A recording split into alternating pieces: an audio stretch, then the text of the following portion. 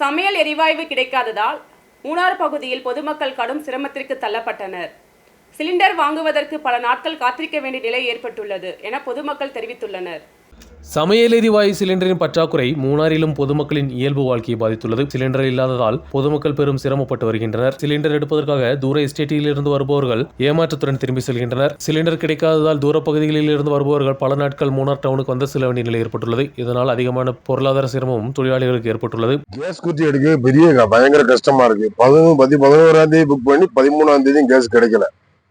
ரொம்ப கஷ்டப்பட்டு 13ஆம் தேதி வந்து எடுக்கலான்னு பார்த்தா அங்க ஓடிபி சரியா முடிஞ்சு அடுத்த மாதம் ஏப்ரல்ல வாங்கன்னு சொல்றாங்க. 3 நாளா கேஸ் குட்டி வரேன். கேஸ் குட்டி கிடைக்க மாட்டேங்குது. என்னச்சு எங்க வீட்டுல ஒரு ஆள் வேலை, விறகுக்கும் பயங்கர தட்டுப்பாடு. ஒரு ஆள் வேலை செய்யுது, என்னால வேலை செய்ய முடியாது. பையன் காலேஜில் படிக்கிற, பாப்பா காலேஜில் படிக்குது. என் பாட்டு பயங்கர கஷ்டமா இருக்கு. ஒரு கேஸ் குட்டிக்கு வேண்டி 3 நாள் ஆலோசனைக்கு இதுவரை கேஸ் குட்டி இல்லை.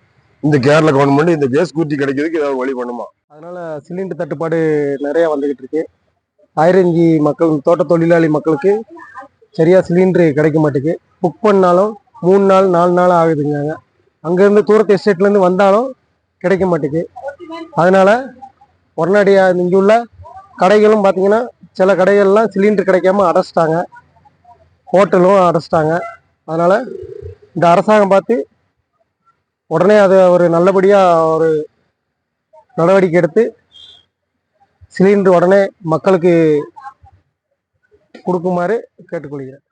முன்பதிவு செய்வதற்கு முடியாத நிலை ஏற்பட்டுள்ளதாகவும் தொழிலாளிகள் தெரிவித்துள்ளனர். விரைவாக சிலிண்டர் பற்றாக்குறைக்கு தீர்வு காண அரசு நடவடிக்கை எடுக்க வேண்டும் என்றும் மூணாரில் பொதுமக்களும் தொழிலாளிகளும் கேட்டுக்கொண்டுள்ளனர். News bureau, Munnar.